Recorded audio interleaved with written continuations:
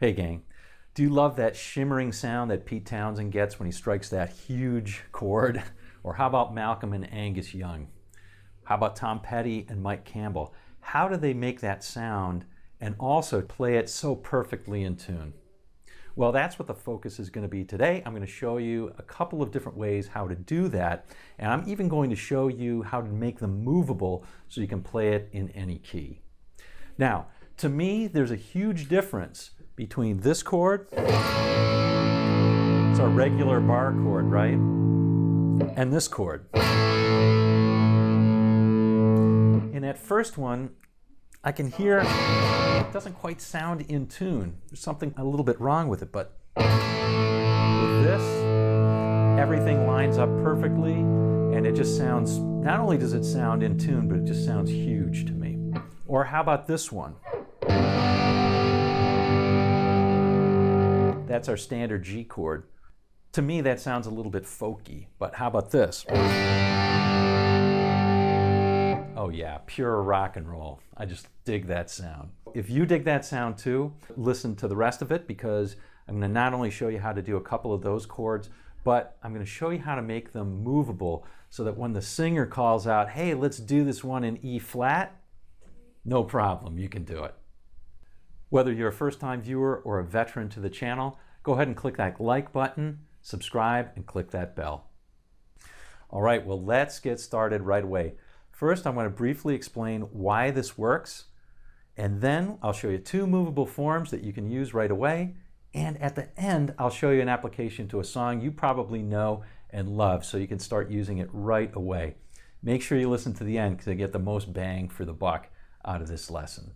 Let's start out with why this works. We're going to start with our G and our A. Okay, here's our G chord. And here's the standard G. Now, to understand this, I think it's best to take off the overdrive for just a moment here.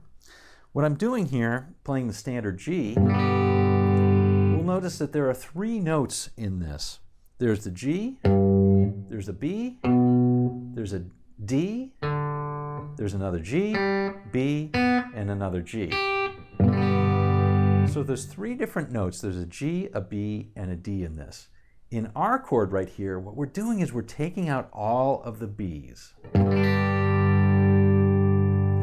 Because of that, it gives it a more ringing quality, and it doesn't have the third in there messing up the tuning. Now, when it's clean, you can't tell so much. But when you distort it or when you have it in overdrive, all of a sudden there's a big difference. Versus. Likewise, we do the same thing with our A. Instead of playing this, which has a first, a third, and a fifth in it, the third is C sharp. We're going to take out all the C sharps and play this. And everything aligns and is good with the world. All right, well, that's all well and good. The inherent problem, however, is these two chords are not movable. The first one, G, is obviously not movable. Check it out. If we move it, here's our G, we move it to B flat. Careful now. Sorry to do that to you. It's terrible, it's out of tune, it's just not right chord. So that's just not going to work. We're going to have to do a different fingering. The A is semi-movable. We can play the first four strings, D, G, B, and the thinnest E string, if we move it up. Like, for example, here's a B chord. That sounds great, but it's a little bit thin because we're missing the bottom end. So next, we're going to give two forms that are going to give you that huge sound. Okay, let's make some movable chords now. To do this, we're going to have a movable form with the root on the sixth string and one with the root on the fifth string. Now, there's more, but let's just stick with those because that'll get us a long way. Let's start with the one with the root on the sixth string or the E string, the thickest string. Okay, now you might think that we use the G as a prototype. The problem is once you get above that open position, it just becomes mechanically not feasible. Yes, I'm sure Larry Carlton could make it work. So let's be easy on ourselves, okay? I'm going to use the E-shaped chord as the prototype to do this. it sounds every bit as shimmering, and it's going to work to make it movable. So let's see what I did to get that chord. Okay, here is the standard E chord. Now I'm going to change my fingering so that I finger with my pinky and I have my first finger free. This is the first stage, but that's not enough. What I now need to do is pull up my second finger, and I'm going to deaden the third string with my pinky, like so. Let me take off the overdrive so you can hear that clearly.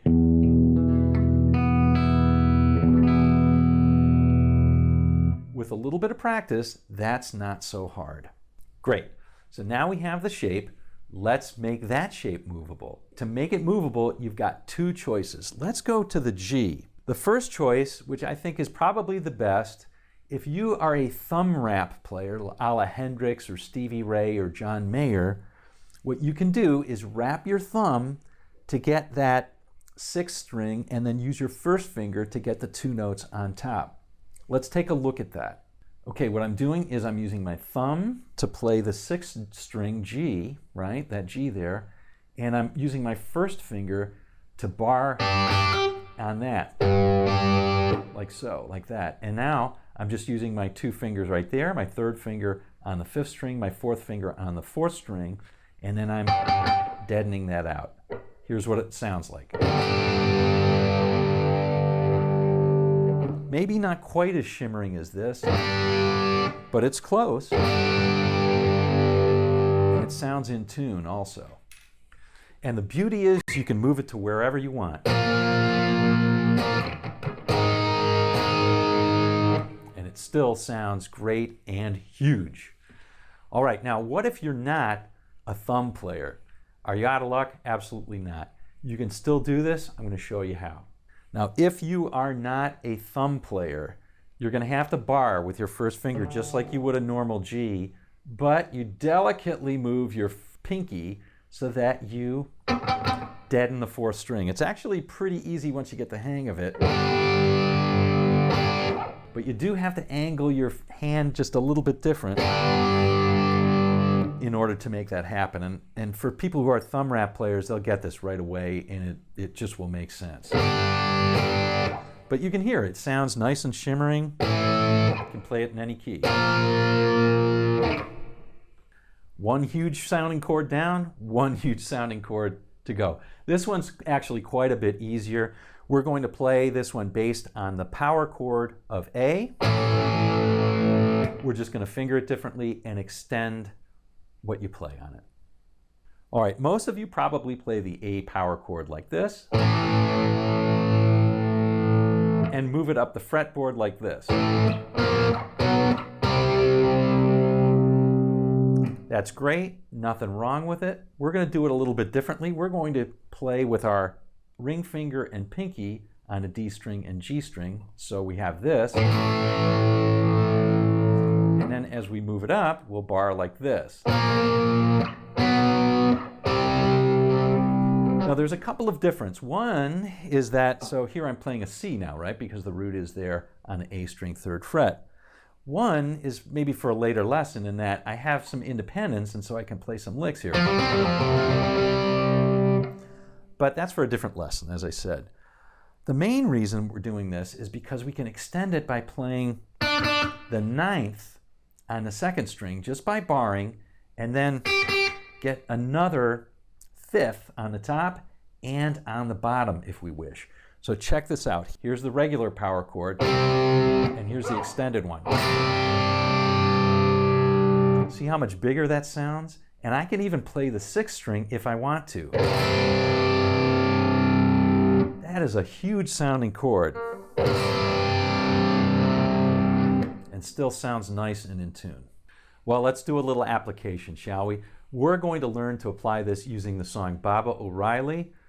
What could be better? Pete Townshend at his most majestic, and it's just a great song. So here we go. We're gonna check this out. Now, the song is in the key of F, but we're gonna start out in the key of E, and there's a reason for doing this.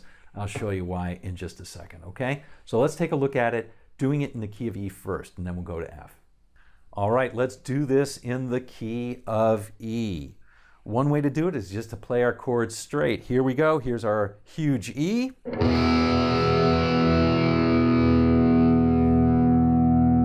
Here's our huge B.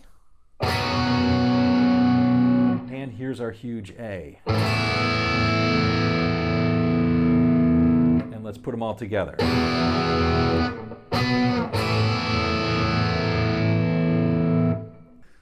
But as I said, it's in the key of F. So what do? Well, I'll show you what Pete Townshend did. Yeah, that's right. He used a capo. There's no shame in using a capo. Repeat, there's no shame in using a capo. So you could use a capo on the first fret, but we are not going to do that. We're going to use our newfound forms that are movable instead, and we'll see how that sounds. So here we are in the key of F, and first I'm going to use the thumb wrap version, okay? And I'm going to play F, and now my C, and my B flat.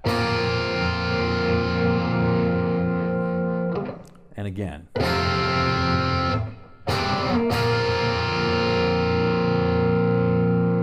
And it works without the capo. So there we have it. We can play Bob O'Reilly without having to resort to the capo, although there's nothing wrong with using the capo for sure. Still, it's kind of fun to be able to do it without, isn't it? All right, gang, well, there you have it. Huge sounding chords that you can use in a movable fashion. Hope you enjoyed this one, and I hope you can use this in your play. I really enjoy playing these chords. I think they just sound great and huge. All right, until next time, we'll see you on down the road.